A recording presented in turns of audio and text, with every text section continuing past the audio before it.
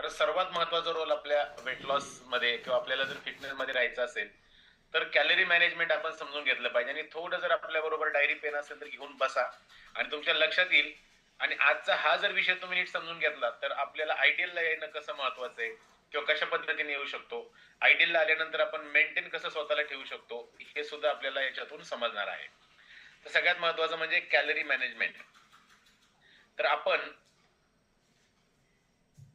आपल्या शरीराला 24 तास वर्किंग करण्यासाठी कॅलरीची आवश्यकता असते, म्हणजे ऊर्जेची आवश्यकता असते. आणि ही सगळी ऊर्जा आपल्याला कशामधून मिळते तर अन्नामधून मिळते.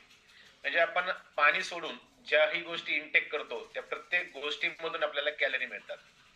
मग आपल्याला किती कॅलरीची आवश्यकता असते हे आपण कसं ओळखायचं? साधारणपणे आपल्याला आपण करडा स्कॅन मशीन वरती उभा राहिल्यानंतर आपल्याला एक पॅरामीटर आहे बघा, रेस्टिंग मेटाबॉलिझम. रेस्टिंग मेटाबॉलिझम म्हणजे उष्मांक. तर आपण त्या मशीनवर उभा राहिल्यानंतर आपला रेस्टिंग मेटाबॉलिझम किती आहे या आपल्या बेसिक कॅलरी आहेत, प्रत्येकाच्या गरज असलेल्या बेसिक कॅलरी आहेत. समजा आपलं रेस्टिंग मेटाबॉलिझम 1800 असेल तर त्याचा अर्थ असा असतो की आपली बॉडी रेस्ट मोड वर असताना आपली बॉडी एकदम स्वतःसाठी किती कॅलरी खर्च करते तर आपल्या 1800 कॅलरी बॉडी आपली स्वतःसाठी खर्च करते. म्हणजे आपल्या शरीराला कुठलंही काम जरी नाही केलं, आपण आराम जरी करत असू, आपण विश्रांती जरी दिवसभर घेतली तरी सुद्धा आपल्या बॉडीला 1800 कॅलरी खर्च होतात स्वतःसाठी. म्हणजे आपल्याला कॅलरी कशासाठी लागतात तर आपण जे बोलतो त्या बोलण्यासाठी कॅलरी लागतात, चालण्यासाठी कॅलरी लागतात. आपल्या शरीरामध्ये जी पचनक्रिया आहे सर्वात जास्त कॅलरी आपण खाल्लेलं पचवण्यासाठी लागतात. त्यानंतर सर्वात जास्त कॅलरी आपण बोलण्यासाठी कॅलरी खर्च करतो. त्याचबरोबर आपल्या इंटरनल ऑर्गनचं सर्व शरीरातल्या पार्टचं जे काम चालू असतंय त्यांना सुद्धा कॅलरी लागतात. आपल्या हृदयाचं काम न थांबता कंटिन्यू चालू त्याला सुद्धा ऊर्जा लागते. आपलं ब्रेनचं काम कंटिन्यू चालू असतं त्याला सुद्धा ऊर्जा खर्च होते. म्हणजे या सर्व गोष्टींसाठी आपल्याला कॅलरीची आवश्यकता असते. आणि समजा आपल्याला 1800 कॅलरी जर रेस्टिंग मेटाबॉलिझम किंवा रेस्ट मोडवर असताना जर आपल्याला 1800 कॅलरी लागत असतील तर दिवसभरामध्ये आपण किती स्टेप चालतो, किती व्यायाम करतो, किती वर्कआउट करतो यावरती आपल्याला अजून एक्स्ट्रा किती कॅलरी लागतात ते ठरतंय. समजा आपण दिवसभरामध्ये 10,000 पाऊल चाललो, 10,000 स्टेप जर चालल्या तर साधारण आपल्या 300 ते 500 कॅलरी खर्च होतो. म्हणजे आपण साधारण 1800 जर तुमचा रेस्टिंग मेटाबॉलिझम असेल आणि तुम्ही 10,000 पावलं जर चालला तर 2200 ते 2300 कॅलरी आपल्या दिवसभराची आपली नीड आहे, हे याच्यातून आपल्याला लक्षात येऊ शकतं. मग आपण जर सकाळी वर्कआउट करत असू, आताचा जो कार्डिओ वर्कआउट आपण प्रॉपर केला, प्रॉपर जर स्टेपला फॉलो केलं, प्रॉपर स्पीडनं वर्कआउट केलं तर साधारण 500 कॅलरी आपल्या खर्च होऊ शकतात. आपण 400 ते 600 कॅलरी आपण आपल्या कार्डिओ वर्कआउट मधून आपण कॅलरीज बर्न करू शकतो. तर अशा पद्धतीने आपल्याला दिवसभरामध्ये किती कॅलरी लागतात, आपण किती स्टेप चालतो, आपलं रेस्टिंग मेटाबॉलिझम किती आहे, यावरून आपल्याला किती कॅलरी लागतात हे लक्षात येतं. तर हे लक्षात आलं सगळ्यांच्या की आपल्याला जर किती कॅलरी लागतात हे मोजायचं असेल तर आपला रिपोर्ट जर काढला आपण करडा स्कॅन मशीनवर तर त्याच्यावरती आपल्या लक्षात येते. त्यानंतर आपण किती स्टेप दिवसभरामध्ये चालतो, किती वर्कआउट करतो याच्यावरती आपल्याला किती कॅलरी लागतात हे लक्षात येते. मग आपल्याला वजन कसं वाढतं हे सगळ्यात महत्वाचं आपल्याला समजून घ्यायचंय. जर आपल्या शरीराला 2000 कॅलरीची आवश्यकता आहे आणि आपण पाणी सोडून जे आपण इनटेक करतो त्या प्रत्येक गोष्टीमध्ये कॅलरी असतात. आपण साधी बडीशेप पुडी जरी खाल्ली तरी सुद्धा त्याच्यामधून काही कॅलरी आपल्या शरीरामध्ये जात असतात. म्हणजे प्रत्येक गोष्टीमध्ये कॅलरी आहेत. मग आपण 24 तासामध्ये पाणी सोडून जे प्रत्येक गोष्ट आपण इनटेक करतो त्या प्रत्येक गोष्टीतून काही ना काही कॅलरी आपल्या शरीरामध्ये जात असतात. मग आपण जर आपल्या 24 तासामध्ये आपल्या शरीराला 2000 कॅलरीची आवश्यकता आहे आणि आपण जर 2300 कॅलरी इनटेक केल्या तर काय होतं, 2000 कॅलरीची गरज आहे आणि 2300 कॅलरी घेतल्या तर शरीर 2300 पैकी 2000 कॅलरी खर्च करतं आणि 300 कॅलरी शरीरामध्ये तशाच साठून राहतं. आणि या 300 कॅलरी साठल्यानंतर दुसऱ्या दिवशी 24 तासामध्ये परत आपल्याला 2000 कॅलरीची आवश्यकता आहे आणि आपण जर परत 2200 कॅलरी घेतल्या तर त्या अगोदरच्या दिवसाच्या 300 मध्ये या 200 कॅलरी ऍड होतात.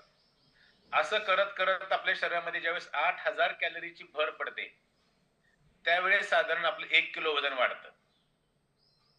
म्हणजे आपलं वजन कसं वाढतं, आपण व्यायाम करत नाही म्हणून वाढत नाही, तर आपण एक्स्ट्रा कॅलरी घेतल्यामुळे वजन वाढतंय.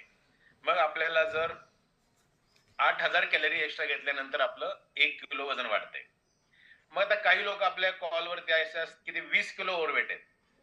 मग 20 किलो ओव्हरवेट म्हणजे किती कॅलरी एक्स्ट्रा त्यांच्या बॉडीमध्ये आहेत? तर साधारण 8,000 कॅलरी म्हणजे 1 किलो. तर 20 किलो म्हणजे 1,60,000 कॅलरी आपल्या शरीरामध्ये एक्स्ट्रा आहे. मग आपलं वजन 20 किलो कधी कमी होईल? जर आपण त्या 1,60,000 कॅलरी बाहेर काढल्या तर.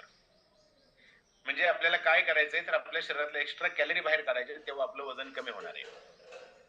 मग सगळ्यांनी हे लक्षात घ्यायचं, त्यासाठी काय केलं पाहिजे.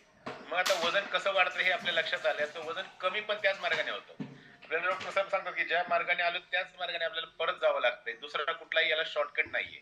याच्यासाठी कुठलंही औषध नसतं, कुठलंही ट्रीटमेंट नसती. वजन कमी करायचं म्हणजे काय, तर आपल्या शरीरातल्या एक्स्ट्रा कॅलरी आपल्याला बर्न करायच्या. पण कॅलरी बर्न करायचे म्हणजे 1,60,000 कॅलरी आपण एका महिन्यात बर्न करू शकतो किंवा 8 दिवसात बर्न करू शकतो, असं काही होत नाही.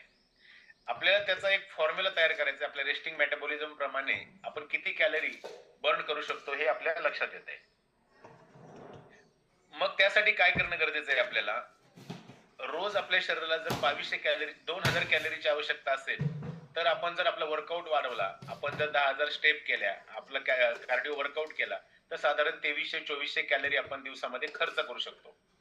आणि जे तुम्ही कॅलरी इनटेक करताय त्याच्यामध्ये कॅलरी आपण कमी इनटेक करणं गरजेचं असते. म्हणजे साधारण जर तुम्ही 1200 कॅलरी मध्ये तुमचा दिवस कव्हर केला आणि 2400 कॅलरी जर खर्च केल्या, तर जुना जो स्टॉक आहे आपल्याकडे 1,60,000 कॅलरीचा, त्याच्यापैकी आपल्या कॅलरी बर्न होणार आहे, 1200 कॅलरी निघून जाणार आहे.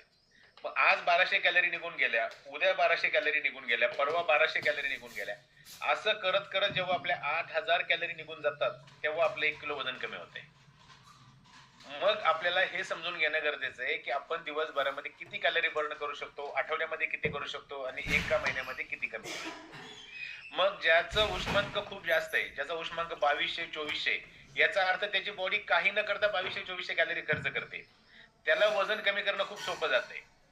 आपण सांगतो बघा, जर तुमचा उष्मांक खूप चांगला आहे, तुमचा वेट लॉस खूप स्पीडने होईल, हे आपण का सांगतो, तर त्याची बॉडी त्या स्वतःसाठी तेवढ्या कॅलरी खर्च करते. मग त्यांनी जर वर्कआउट केलं, त्यांनी जर 10,000 स्टेप केल्या, त्यांनी जर थोडस 2 टाइम वर्कआउट केलं, तर त्याच्या अजून कॅलरी बर्न होतील आणि त्याचा वेट लॉस व्हायला खूप सोपं जाईल. सगळ्यात महत्वाचं, हा 1200 कॅलरी मध्ये आपण आपला दिवस कसा कव्हर करायचा, 2400 कॅलरी आपण कशा बाहेर काढायच्या, याचं एक थोडस गणित जर आपण समजून घेतलं, तर 100% आपण प्रत्येक जण आपण आयडियल वेटला येऊ शकतो. जसं आता गाडगे सरांनी सांगितलं, 33 किलो वजन कमी केलंय आणि आयडियल वेटला आले. बरेच लोक म्हणतात की हे न्यूट्रिशन घेतल्यानंतर आम्हाला भूक लागत नाही, जेवण जात नाही. तर सगळ्यात महत्वाचं म्हणजे हे न्यूट्रिशन म्हणजे एक जेवणच आहे, जेवणाच्या बदलेचं जेवण आहे. आता गाडगे सरांनी दिवाळीच्या पिरियड मध्ये 10 दिवस फक्त न्यूट्रिशनवर राहिलेत ते. म्हणजे त्यांनी आयडियलला येण्याचा ध्यास किती घेतला होता हे लक्षात घ्या, की 10 दिवस कंटिन्यू 3 टाइम ते शेक घेत होते. म्हणजे आपण काय करतो, तर जगातलं एक नंबरचं जेवण करतोय, ज्याच्यामध्ये प्रॉपर आपल्याला फायबर, प्रोटीन, ज्या गोष्टी आवश्यक आहेत त्या सगळ्या गोष्टी मिळत आहेत आणि आपण कॅलरी दिवसभरातले जे कॅलरी मॅनेजमेंट करायचं त्याच्यासाठी आपल्याला उपयोग होते. मग हे हर्बल लाईफ न्यूट्रिशन वजन कमी पण करत नाही आणि वजन वाढवत आपल्या वेट लॉस जर्नीमध्ये आपल्याला कॅलरी मॅनेजमेंट मध्ये सपोर्ट करते. बऱ्याच लोकांचं मत आहे की हर्बल लाईफ घेतलं वजन कमी झालं नाही. तुम्ही जर हे वेट कॅलरी मॅनेजमेंट मध्ये बसवून जर घेतलं तर तुमचं वजन कमी होणार आहे. तुम्ही तुमच्या कोचच्या 600, 700, 800, 1,000 कॅलरीचं जेवण आपण एका वेळेस घेतोय आणि तुम्ही जर त्याच्या बदले जर आपण हे न्यूट्रिशन घेतलं तर फक्त 220 कॅलरी मध्ये आपण आपलं जेवण करतो. म्हणजे थोडक्यात आपण आपला जर दिवस 1200 कॅलरी मध्ये 1,000 कॅलरी मध्ये आपल्याला कव्हर करायचा असेल, तर त्या कॅलरी मॅनेजमेंट मध्ये आपल्याला हर्बल लाईफचा सपोर्ट घेता येतोय. म्हणजे आपल्याला हर्बल लाईफ काय करते, तर आपल्या कॅलरी मॅनेजमेंट साठी किंवा आपल्या प्रोटीनची रिक्वायरमेंट पूर्ण करण्यासाठी, कमी कॅलरी मध्ये हाय प्रोटीन मिळवण्यासाठी आपल्याला हर्बल लाईफ न्यूट्रिशन ची मदत होते. त्यामुळे हे जर आपण हर्बल लाईफ न्यूट्रिशन असेल, प्रॉपर आपल्या कोचच्या सल्ल्यानं 80% सकस संतुलित आहार, 20% व्यायाम, हा फॉर्म्युला समजून घेऊन, कॅलरी मॅनेजमेंट समजून घेऊन जर आपण घेतलं, तर 100% आपण प्रत्येक जण आयडियल वेटला येऊ शकतो. म्हणजे वेट लॉस करणं हा टेम्पररी गोल आहे. आपल्या डॉक्टर साहेब नेहमी सांगतात कॉलवरती की वेट लॉस हा टेम्पररी गोल आहे. वेट मेंटेन कसं ठेवायचं हे आपलं लाईफ टाइम फिटनेसचा गोल असला पाहिजे. आपण केलं घेतलं तर त्याच्यामधून कमी कॅलरी आपल्या शरीरात जातात, त्यानंतर थोड्याशा जास्त कॅलरी प्रोटीन मधून जातात आणि सर्वात जास्त कॅलरी आपल्या कार्बोहायड्रेट मधून जातात. मग आपण आपलं वेट लॉस करत असताना, आपण आपला जर प्रोग्राम व्यवस्थित करत असताना 1,000 ते 1200 कॅलरी मध्ये आपला दिवस जर आपल्याला कव्हर करायचा असेल, तर आपल्याला जास्त कॅलरी कशामधून घ्यायला पाहिजेत? फायबर आपण जास्त इंटेक केला तर कमी कॅलरीमध्ये आपलं पोट भरणार आहे. प्रोटीन सगळ्यात महत्वाचं आहे वेट लॉससाठी. प्रोटीन प्रॉपर जाणं गरजेचं आहे आपल्या आहारामध्ये. कार्ब कमी केले पाहिजेत.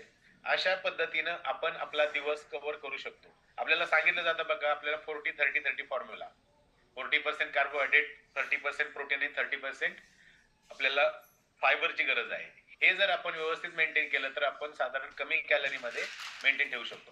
मग आपलं वजन कमी झालंय आणि आपल्याला 2000 कॅलरीची आवश्यकता आहे. आपण 2000 कॅलरी रोज इंटेक केल्या तर आपलं एकही ग्रॅम वजन वाढत नाही. आपलं जेवढं वजन आहे तेवढंच राहतंय.